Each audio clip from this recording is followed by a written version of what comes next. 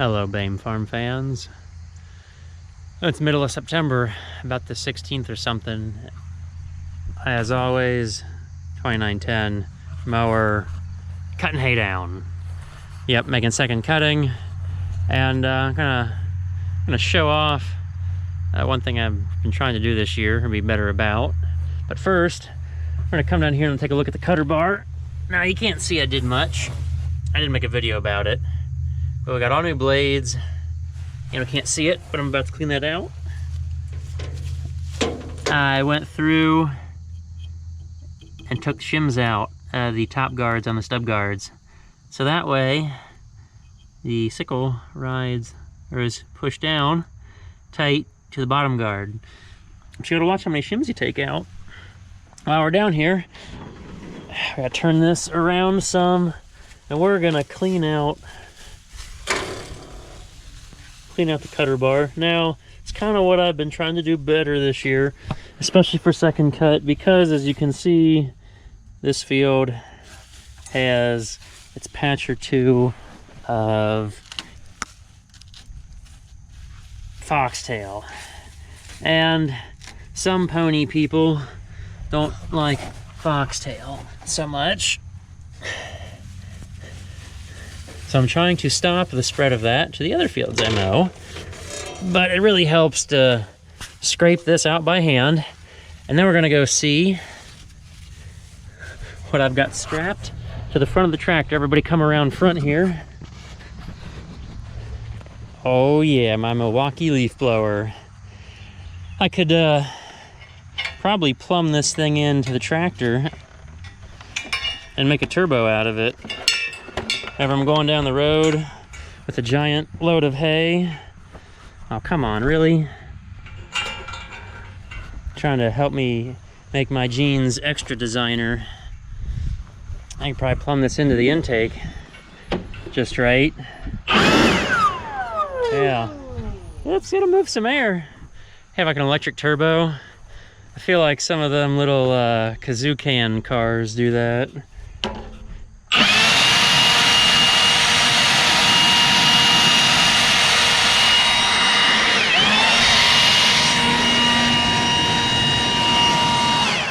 Yeah, that's loud, but it's functional. We're getting all the dirt. Yep, that one you can tell like how close the spacing is, that it's got a grass wadded underneath it. And you can see we got to work over here. There's some little grass seeds down there, probably foxtail.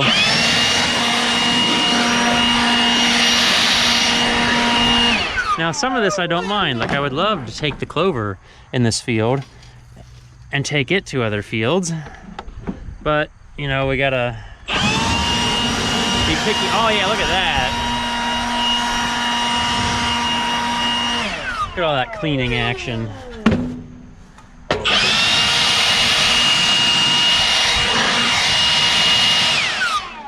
I have to pull this little guy out by hand. He's not blowing away. I don't want to go spreading that. Let's see, where else can we have seeds hide?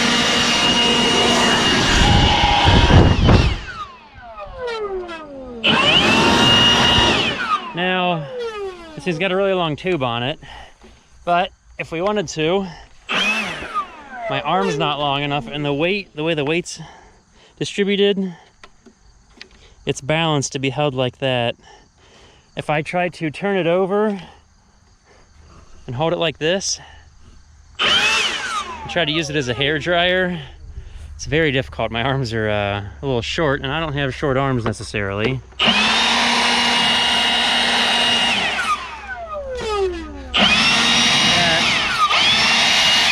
For all the folks who need a hair dryer, you may need a partner or a buddy to hold it for you. Oh yeah, there's some foxtail right there.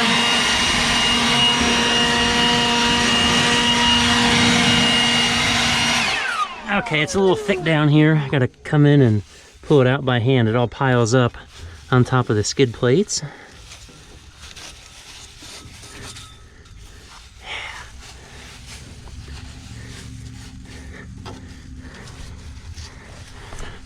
I don't know what I hate worse, yellow foxtail or Johnson grass. Probably Johnson grass. But we don't have that anywhere, so that's good. Not in the hay. That's really tight to get in here. It's like, hopefully some places, if I can't get it clean, well, if I can't get it clean, that means it's too hard for stuff to fall out, right? So it won't spread anything. I hope. I hope. Okay.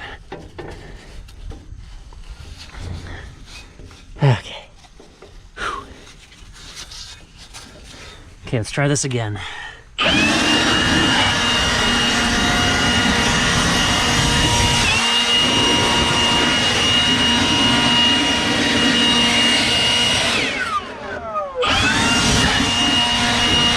Hopefully if my wind is not enough to move it, that gravity won't make it move either.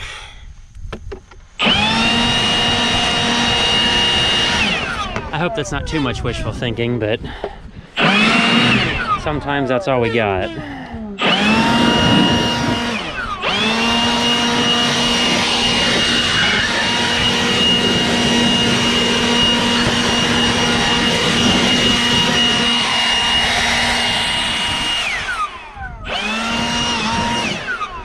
Probably should try to open this door up. I know sometimes... Oh yeah, I get a little bit of stuff in here. I don't know if it'll blow out though. Woo!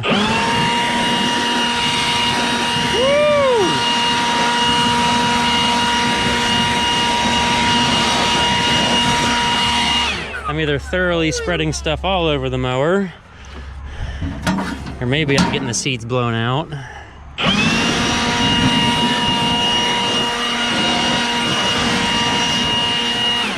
All the little nooks and crannies. Hopefully these 5 minutes will save me worlds of headache in the future.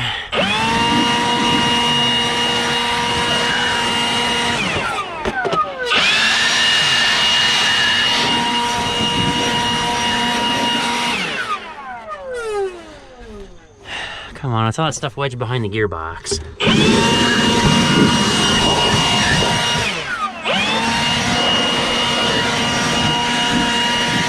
Will it or won't it stay wedged?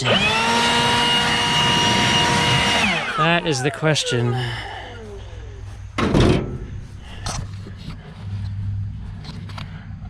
Can we get in there? Oh yeah. I can pull some of this out by hand.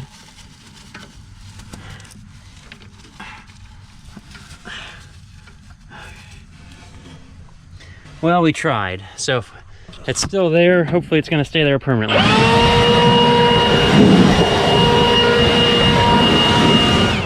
We just got to come back around. Let's cutter bar one more time because look, it filled back in.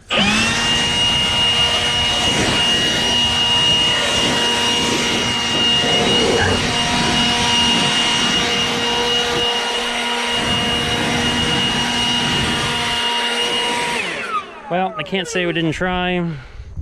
That's a cutter bar clean out here during second cut. So we're gonna strap this back to the front, and then we'll get on to the next field, the next field, and the next field, and the next field. I'll do that at least 6 times. Yeah, gonna try to get after it this week. Forecast opened way up, so we're gonna make some hay. Well, this is now day 3. It's Friday. I started Wednesday mowing, and we got a little dip there. Go through it slowly. Get ready to make the turn. Peg the brake.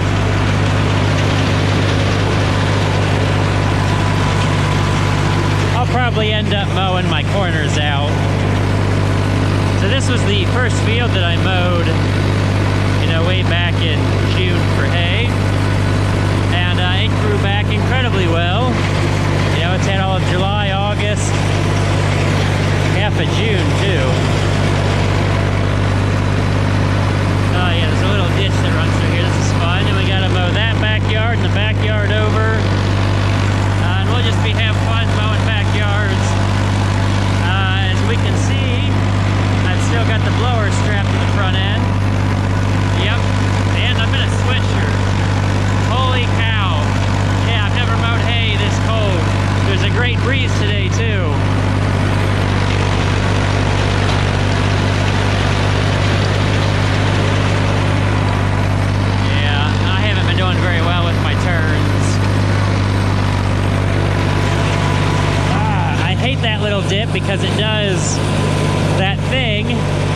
it catches a little bit of hay underneath that skid.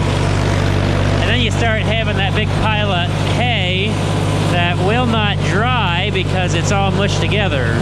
And I'm trying not to drive on the uncut hay. Oh yeah, there's tons of clover here. It's wonderful. Isn't it magical when the last pass comes out perfect width? Look at that. 7 feet. 7 feet. Perfect.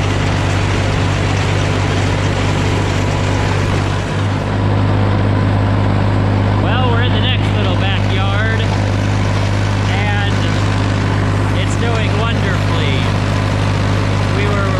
I was definitely worried this one could have been a little weak. We do have little bits of sage grass popping up, and the person we split this with was wanting to fertilize, except there's been some real estate uncertainty here. With that uncertainty, the thought of fertilizing was kind of put on hold. But it's amazing what cutting in June will do, just for time for the grass to grow back, and the clover, and unfortunately there's that little white heath aster junk. But we're cutting it before it can go to seed while it's in bloom. So theoretically, while it's blooming, well, like the plant is far enough along that it won't have time to try to regrow and bloom again to go to seed for more of them little things.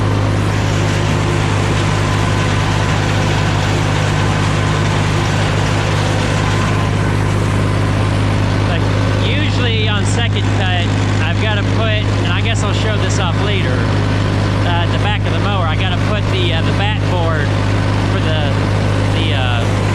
width of the windrow. I usually have that up to make a tight windrow instead of a wide windrow like I usually do for first cut.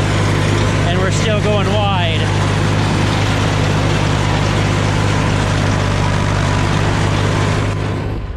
So we're taking a quick stop, a very quick stop. Sun is setting. I mowed this side of the fence earlier. It's amazing how much it settled. Like, we see how low profile that is. I'm gonna come over here and see how fluffy this is coming out of the back of the mower. And this is what we're looking at right now at the back of the mower. The reason this for this short little clip is for the swath adjustment. This position right there is the one I used all first cut. It lays it out fairly wide. It leaves me just a little bit on either side from the tractor tire, so I'm not running over the hay. And for second cut, usually in the past, I've had to take this all the way to the tippy top. And that makes it so it, goes through all the shapers and it's real narrow here in the center. I only had to do that on one field yesterday. So we'll put this back in position. Yeah, that one field that I mowed yesterday, it was definitely thinner, but I was testing my luck and I was close by, so I mowed it. So we're out here. I got last field. It's getting dark. Let's see how much longer we keep going.